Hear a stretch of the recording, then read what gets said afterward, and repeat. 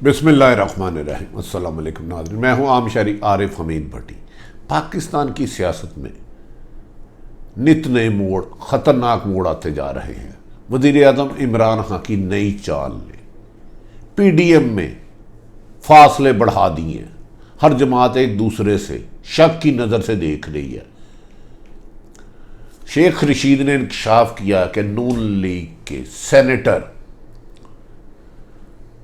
PTI के सादक संजरानी को vote देंगे। उसके बाद PTI की मोराल बुलंद हो गया है और मौलाना फजलुर रहमान, आसफ अली जरदारी और नवाज शरीफ ने कहा है कि आप हमें मरवा रहे हैं, आपके लोग उधर जा रहे हैं, जिस पर तीनों जमातें एक दूसरे पर गिले शिकवे और शिकवे शिकायत करने लगे।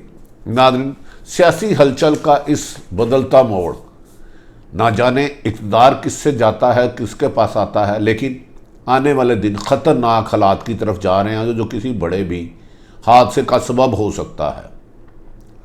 कल मरियम नवाज ने, जो साबिक़ वज़ीर आज़म नवाज शरीफ की साहबजादी हैं, 9 मुंतखब सेनेटरों के लिए इशाया दिया, उन्हें खाने पर बुलाया। उसमें 4 सेनेटर गैर हाज़िर थे।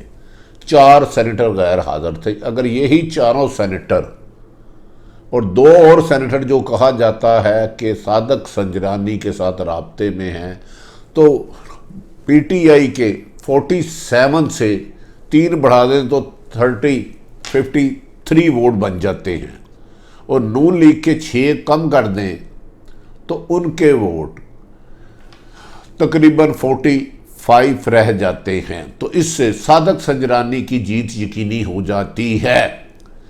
शेख रशीद ने अल-एलानिया किया है और शिबली फराज ने कहा है कि हम सेनेट का इलेक्शन जीतने के लिए जमहूरी तरीके से हर मुमकिन कोशिश करेंगे, और PDM की शिकस्त चेयरमैन सेनेट 12 मार्च को ज़मीनी तौर पर लिखी गई है।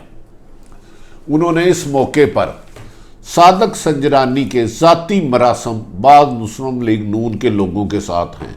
असवंद यार वली से भी उनके पुराने मरासम हैं, और उन्होंने भी कहा जाता है कि उनको यकीन दहानी कराई है कि वो मुस्लिम लीग नून या पीपल्स पार्टी का हिस्सा नहीं है। हर जमात इंडिपेंडेंट है, उस पर कोई क्लास नहीं लगती इलेक्शन एक्ट की, वो जिसे चाहे वोट दे। इन गुफ्तगुओं के बाद PDM में सख्त परेशानी है, और वो अपने लोगों से बुलाकर कुरान पर हलफ ले रहे हैं कि आप हमें वोट दोगे, जिस पे कहा जा रहा है कि मुस्लिम लीग नून को एक सेनेटर ने कहा, अगर आप पे हमें यकीन ही नहीं है तो हम हलफ नहीं देंगे। नाज़रीन, आज जो सुबह एक डेवलपमेंट हुई, 48 नौ मुंतखब सेनेटर्स का नोटिफिकेशन जारी कर दिया गया। PTI इलेक्शन कमीशन में यूसुफ रज़ा गिलानी का नोटिफिकेशन जारी ना किया जाए, उन पर करप्शन के इल्ज़ाम आता है, उसके लिए इलेक्शन कमीशन ने गया, वो उनका केस उन्होंने इलेक्शन कमीशन ने बगैर सुने ही खारिज कर दिया और कहा कि ये एविडेंस काफ़ी नहीं। ताहम यूसुफ रज़ा गिलानी का नोटिफिकेशन तो जारी कर दिया, लेकिन केस समाअत के लिए मुकर्रर कर लिया। अब उस केस 4 साल चलता है, 10 साल चलता है, 3 साल चलता है, ये तो इलेक्शन कमीशन का ही रवैया बताएगा। दूसरी तरफ डस्के में होने वाला इलेक्शन जो मार्च में होना था, इसको 10 अप्रैल तक ले जाया गया है, क्योंकि 12 तारीख को सेनेट का इलेक्शन है, 26 मार्च को उन्होंने एहतजाज लॉन्ग मार्च की डेट दी है। तो इस तरह दिन ब दिन सूरत हाल बदलती जा रही है। इमरान खान ने माजी में कहा था कि मुझे बहुत ज़्यादा दबाव डाला जा रहा है कि मैं मरियम नवाज को जाने दूँ। आज फिर कहा जा रहा है कि आज फिर मरियम नवाज को बैरून मुल्क जाने की सिफारिश वज़ीर आज़म इमरान खान को गई। उन्होंने कहा नामुमकिन। आगे मुझे मिसगाइड करके नवाज शरीफ को बाहर भिजवाया गया, ऐसा तासुर दिया गया कि खुदा ना खास्ता साबिक़ वज़ीर आज़म नवाज शरीफ की ज़िंदगी को ख़तरा है, अगर वो उन्हें बाहर जाने की इजाज़त नहीं देंगे तो उनकी ज़िंदगी जा सकती है। तो उन्होंने इंसानी हमदर्दी के तहत दे दिया। अब मरियम नवाज की छोटी सी सर्जरी उनके वालिद ने पाकिस्तान में 20-30 साल हुकूमत किया, यहाँ ही होगी, जिस पर कहा जाता है कि इमरान खान की मुश्किलात में कुछ लोग इजाफा करना चाह रहे हैं कि हमने कमिटमेंट की थी, तो आप मरियम नवाज को क्यों जाने नहीं दे रहे। दूसरी तरफ यह भी कहा जा रहा है कि नवाज शरीफ ने आसफ अली जरदारी के लिए अपनी खिदमत ताकतवर हलकों को पेश की तो जिस पर ताकतवर हलकों ने कहा नवाज शरीफ ने एस्टेब्लिशमेंट और अदलिया के खिलाफ आखिरी हदें क्रॉस कर ली हैं, उन्हें कानून का सामना करना होगा। वो पाकिस्तान में आए, जेल में जाएं, और मरीम नवाज भी पहले नैब से क्लियर हो। उनके नैब पे अरबों रुपए केस है, जिस पर मरीम नवाज और नवाज शरीफ और मौलाना फजलुर रहमान जिन पर अरबों का केस है वो सीख पा हो गए। और उन्होंने कहा कि अब लॉन्ग मार्च इस्लामाबाद में सिर्फ जलसे जुलूस धरने तक नहीं होगा, हम ईंट से ईंट बचा देंगे। जबकि दूसरी तरफ वजीर दाखिला शेख रशीद ने कहा जैसा ये रवैया रखेंगे हम इन्हें वेलकम कहेंगे, लेकिन इन्होंने कानून को हाथ में लिया तो वो हाथ इन्हें नहीं बढ़ने दिया जाएगा। कानून का हाथ इनसे पहले इनकी गर्दनों तक आ जाएगा। आज इस मौके पर शेख रशीद ने कहा कि मेरा अख्तियार हो, जो इस्टेब्लिशमेंट, जो पाक फौज, जो शहीदों की फ़ौज है, गाजियों की फ़ौज है, उनकी किरदार कशी करती है तो मैं उनकी ज़बानें काट दूँ। काश मुल्क दुश्मनों के ख़िलाफ़ कोई ऐसा मजबूत कानून हो कि इख्तलाफ राय ज़रूर करें। अगर कोई अदारा अपने आइन और कानून से तजावज़ करता है तो उसके खिलाफ कार्रवाई हो, लेकिन मुल्क की फ़ौज को बदनाम करना किसी भी तरीके से अदलिया को मुनासिब नहीं। ताहम उनसे इख्तलाफ राय आपका हक है।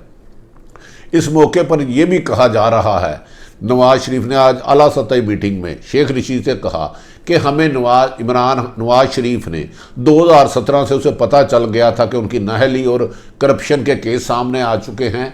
इकानमी का बोझ इस कदर ऊपर डाल दिया कि हुकूमत को आते ही IMF और वर्ल्ड बैंक के हमें मोहताज होना पड़े।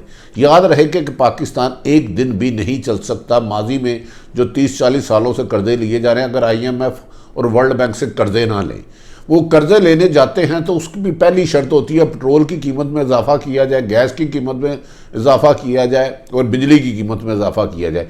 इन चीज़ों की कीमत के इजाफे से रोज़मर्रा की अशिया की कीमतों में बेपनाह इजाफा हो जाता है, जिससे आम आदमी की ज़िंदगी मुश्किलात हो जाती हैं। इमरान खान सबको इन चीज़ों को समझना होगा। कहा जा रहा है कि इमरान खान के भी इख्तियार में नहीं कि वर्ल्ड बैंक और IMF के शिकंजे से निकल सके। महंगाई के खात्मे के लिए, इस शिकंजे से निकलने के लिए हम सबको टैक्स देना होगा। नाज़रीन, मरीम नवाज ने जब कल अपने नए सेनेटर बनाई थी, उन्होंने सख्त गुस्से का इजहार किया कि ये 4 सेनेटर जो हमारे टिकट पर मुंतखब हुए हैं, कहीं ये सादक संजरानी PTI के कैंडिडेट को उम्मीदवार वोट तो नहीं दे रहे। उन्होंने गमो गुस्से में किया कि मैं इनको पार्टी से निकाल बाहर फेंकूंगी, और सख्त गमो गुस्से का इजहार किया और नाराज़गी का इजहार किया। कहा जा रहा है कि आने वाले दिनों में फिर महंगाई में तवक्को है कि क्योंकि वर्ल्ड बैंक के पास नई किस्त के लिए जाएंगे और वो अपनी फिर शराइत रखेंगे। नादरीन, इमरान खान की मुझे एक बात बहुत आज याद आ रही है। उन्होंने अपने कामयाब होने से पहले, इलेक्शन जीतने से पहले कहा था, मैं जब भी इन माफिया करप्ट लोगों के ऊपर हाथ डालूंगा तो ये सारे एक स्टेज पे इकट्ठे हो जाएंगे। उसमें मुस्लिम लीग नून का उन्होंने खसूसन जिक्र किया, पीपल्स पार्टी का किया, आसफ अली जरदारी, नवाज शरीफ, मौलाना फजलुर रहमान, महमूद चकजी। आज मैं माजी में इन्होंने एक दूसरे पर जो इल्ज़ाम लगाए उसकी कुछ शिकायत बताता हूँ, और फिर मुझे बताइएगा कि आज अपोजिशन के इत्तेहाद की असल वजह है क्या। जो माजी में एक दूसरे की जान के दुश्मन थे, नाम नहीं सुनना चाहते थे, एक दूसरे के नाम को गाली समझते थे और इंतकाम में आखिरी हदें भी क्रॉस कर जाते थे। मुझे आज भी याद है कि बिलावल भुट्टो ने कहा नवाज शरीफ ज़ियाउल हक का बेटा है, बेटा है, बेटा है। बिलावल भुट्टो ने कहा नवाज शरीफ ज़ियाउल हक का बेटा है, एक डिक्टेटर का बेटा है। और उनके वालिद आसफ अली जरदारी ने कहा नवाज शरीफ धरती का नासूर है, इसका साथ दूंगा तो अल्लाह भी माफ़ नहीं करूंगा। और मेरे मोहतरम दोस्त, मेरी काबिल एहतराम लीडर मरीम नवाज हर जलसे में कहती थी कि इमरान नियाजी भाई भाई, इमरान नियाजी भाई भाई, और सॉरी इमरान और जरदारी भाई भाई, इमरान नियाजी जरदारी भाई भाई। अगर जरदारी को वोट दोगे तो समझोगे नवाज शरीफ को, इमरान खान को वोट जाएगा। इमरान खान को वोट दोगे तो ये समझे वोट आपका जरदारी को जाएगा। यहां तक कह दिया बिलावल भुट्टो ने कि उनकी वालदा को मरवाने के लिए, उनकी वालदा के खिलाफ साजिश करने के लिए नवाज शरीफ ने, मादी में ये बयानात उनके रिकॉर्ड में कि उसामा बिन लादन से फंड लेते थे। ये संगीन तरीन इल्ज़ाम है किसी भी साबिक वज़ीर आज़म पर कि एक दहशतगर्द तंजीम के बंदे से वो फंड लेता है शहीद बेनज़ीर भुट्टो को मरवाने के लिए। एक मौके पर बिलावल भुट्टो ने ये भी कहा कि नवाज शरीफ आप फसादी हो सकते हो, साजिशी हो सकते हो, नजरियाती नहीं हो सकते। यहां तक कहा उन्होंने कि नवाज शरीफ की शिकस्त मोदी की शिकस्त है, जबकि मरियम नवाज इलेक्शन कैंपेन में कहती थी कि नवाज जरदारी और इमरान खान एक है, एक दूसरे का साथ है, इन दोनों को मैं नहीं छोड़ूंगी, इन दोनों के खिलाफ कार्रवाई करूंगी कि फलां का एजेंडा फलां का एजेंडा। नवाज जरदारी को 10% भी किसने कहा। इसी तरह शहबाज शरीफ साहब फरमाते थे कि आसफ अली जरदारी धरती आसफ अली जरदारी के गले में पटा डाल के सड़कों पे घसीटूंगा, स्विस बैंक की अकाउंट और सिरे महल की अकाउंट निकालूंगा, इनको छोड़ूंगा नहीं, इनको लित्तर मारूंगा। और नवाज शरीफ ने ज़ियाउल हक की कब्र पे खड़े होकर कहा था मैं ज़ियाउल हक साहब आपका मिशन जारी रखूंगा, और नवाज शरीफ बेनज़ीर के खिलाफ सख्त ज़ुबान इस्तेमाल की थी। मेरी समझ में से बाहर है नाजरीन कि एक दूसरे की जान के दुश्मन मोदी का दोस्त कहने वाले इमरान नवाज शरीफ को ज़ियाउल हक का बेटे कहने वाले आज किस मकसद के लिए इमरान की हुकूमत गिराने के लिए इकट्ठे हुए हैं। क्या इन दोनों के नज़रियात बदल गए हैं? क्या माजी में आसफ अली जरदारी और बिलावल नवाज शरीफ के बारे में झूठ कहते थे और नवाज शरीफ, शहबाज शरीफ और मरियम नवाज पीपल्स पार्टी के बारे में झूठ कहती थी या आज झूठ कहती हैं? ये फैसला आप करें, ये आपकी ज़िंदगी का फैसला है, आपकी आने वाली नस्लों का फैसला है। कल परसों 12 मार्च को पीटीआई का दावा है कि चेयरमैन सेनेटर उनका होगा, जबकि पीडीएम का दावा है उनका होगा। अब देखते हैं कि कौन खरीदो फरोख्त में आगे जाता है।